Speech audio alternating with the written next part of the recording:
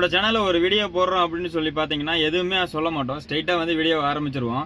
ஆனால் இனிமே வந்து வெல்கம் டு கடைக்குட்டி விளாக்ஸ் இப்படின்னு சொல்லி ஆரம்பிக்கலாம் அப்படின்னு சொல்லி பிளான் என்ன அப்படின்னு சொல்லி பார்த்தீங்கன்னா, இதுக்கு முன்னாடி நம்ம ஆரம்பிக்கும் போதே யூடியூப்ல வந்து விளாக்ஸ் மட்டும் தான் போட்டுட்டு இருந்தோம். அதாவது கண்டென்ட் வீடியோவாக சொல்லி போட்டுட்டு இருந்தோம். ஒரு இடத்துக்கு போவோம், அங்கே நம்மளுக்கு என்ன தோணுதோ அதை பேசி ஒரு வீடியோவாக கிரியேட் பண்ணி போட்டுட்டு இருந்தோம்.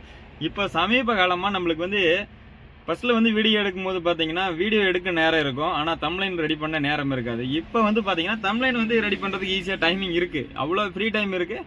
ஆனால் வந்து ஒரு இடத்துக்கு போய் ஒரு கண்டென்ட் கிரியேட் பண்ணுறதுக்கு நம்மளுக்கு டைமிங் கிடையாது. அப்படி இருக்கிற பட்சத்தில் எக்ஸ்ட்ரா டைம் எடுத்து இதை நம்ம பண்ணலாம் அப்படின்னு சொல்லி மறுபடியும் பிளான் பண்ணி மறுபடியும் அதுக்குள்ளே போகிறேன். ஸோ எப்பவும் போல தான் இதுக்கு முன்னாடி நீங்கள் பண்ண சப்போர்ட்டை மறுபடியும் சப்போர்ட் பண்ணுங்கள். ஆனால் நம்மளுக்கு இருக்கிற சப்ஸ்கிரைபரும் ஃபாலோவர்ஸும் சரி, நம்ம வீடியோ போட்டாலும் போடல அப்படின்னாலுமே ஃபுல் சப்போர்ட்டில் தான் இருக்கீங்க. அதை வந்து நான் உண்மையிலே ரொம்ப நன்றி. இப்படி இருக்கிற பட்சத்தில் மறுபடியும் அந்த விளாக்ஸ்குள்ளேயே போகலாம், அதையும் ட்ரை பண்ணலாம் அப்படின்னு சொல்லி தான் இந்த வீடியோவில் நான் வந்து பதிவு வைக்கிறேன்.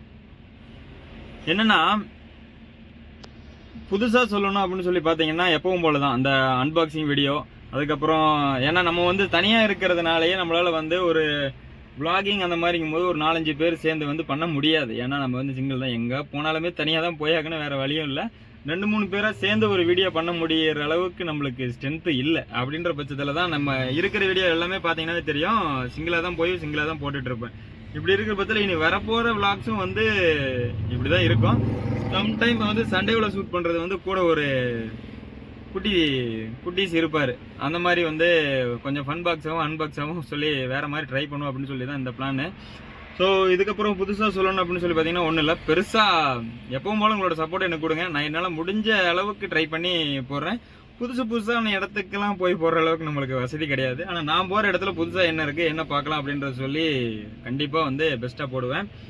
அண்டு புதுசாக சப்போர்ட் பண்ணுங்கள், அவ்வளோதான்.